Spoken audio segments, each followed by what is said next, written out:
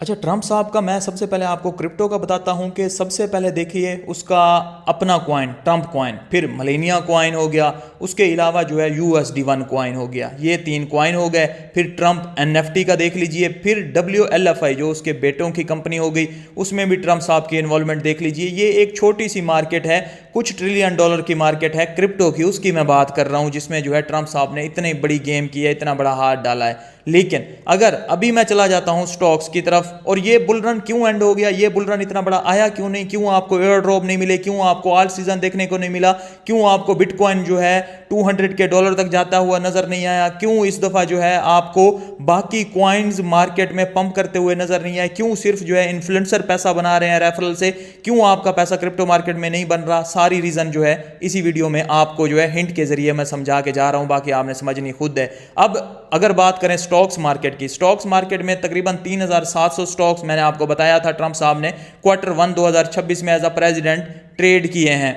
पहले ट्रम्प साहब जो है अपना स्टॉक बाय कर लेते हैं जिसमें भी जाना होता है, उसके बाद बड़ी अनाउंसमेंट निकलती है। इनवीडिया वाले स्टॉक की ऑलरेडी आपको मैं हाइप बता चुका हूं, पहले इनवीडिया के स्टॉक बाय कर लिए, उसके बाद चाइना चले गए, वहां पे जाके डील कर दी इनवीडिया की, और इनवीडिया के स्टॉक जो है पंप कर गए, ट्रम्प साहब का पैसा बन गया। इंटेल के स्टॉक का ऑलरेडी मैं आपको बता चुका था, इंटेल के स्टॉक ट्रम्प साहब ने बाय किए, उसके बाद जो है किस तरह वो रॉकेट की तरह शूट होते गए और उसमें पैसा आता गया और ट्रम्प साहब का पैसा बनता गया। अभी रिसेंट बात करते हैं, रिसेंट ट्रम्प साहब का किससे पैसा बना है। डेल के स्टॉक को देख लीजिए, जब से ट्रम्प साहब ने बाय करने का कहा था, अभी तब से लेके 57 तकरीबन 57% अप हैं वो। ट्रम्प साहब अभी भी डेल के स्टॉक में प्रॉफिट में ही बैठे हुए हैं। आपको लगता है ट्रम्प साहब जो है प्रेसिडेंट है?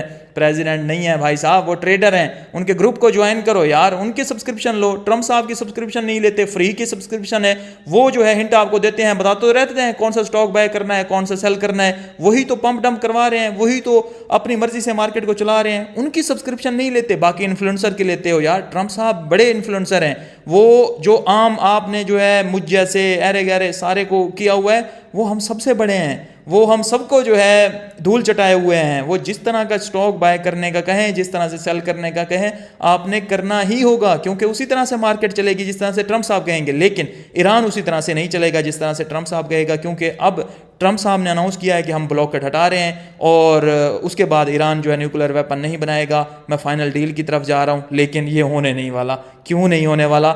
ईरान और ये जो ऑयल वाला मसला है, इसमें थोड़ी सी दिक्कत ये है कि ट्रम्प साहब को अपना ऑयल भी बेचना है। जो वेनेजुएला से कब्जा किया था, 17 ट्रिलियन डॉलर का मैंने आपको बताया था कि वो टोटल ऑयल के रिजर्व बनते हैं वेनेजुएला के, वो ट्रम्प साहब ने कब्जा कर लिया था। और वो इतना गंदा है, अगर स्क्रीन पे शो करेंगे तो देखिए मिडल ईस्ट का ऑयल कितना अच्छा है, उसके बाद जो है वेनेजुएला का ऑयल जो, या आप यूएसए का जो देख लें, वो कितना थिक और गंदा काला है। तो उसको साफ करने में बड़ा पैसा लगता है। तो जो कस्टमर हैं वो नहीं जाते वेनेजुएला का ऑयल खरीदने, यूएसए से या रशिया से नहीं खरीदने जाते, वो मिडिल ईस्ट में आते हैं। तो ट्रम्प साहब ने कहा है यार कंपटीटर हमारा जीत रहा है, उसकी दुकान बंद करते हैं। कोई धमकी लगा के नहीं, धमकी नहीं लगाते, उसकी दुकान के बाद फड्डा ही कर देते हैं, उसका रास्ता ही काट देते हैं, स्ट्रेट ऑफ हुर्मुज़ को बंद करवा देते हैं, वहाँ से कस्टमर जाएंगे नहीं। और अभी के लिए आप अगर अंदाज़ा करें, पहले 8 से 10% एक्सपोर्ट थी 2025 तक ट्रम्प साहब की या यूएसए की जो ऑयल की थी, अभी जो है वो 20% तक चल रही हैं। मतलब अगर 5 बैरल ऑयल जो है बिक रहा है तो उसमें से 1 बैरल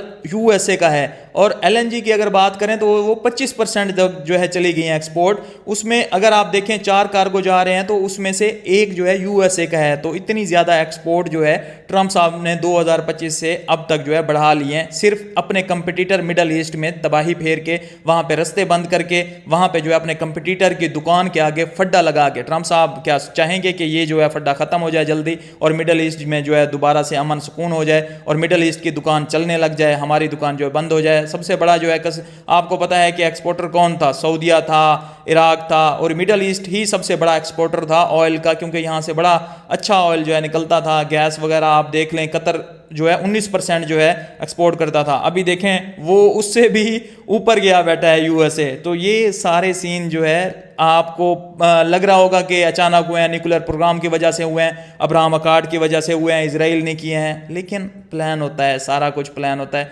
समझने वाला समझ जाएगा, बाकी जो ना समझे अभी भी उसकी अपनी मर्जी है।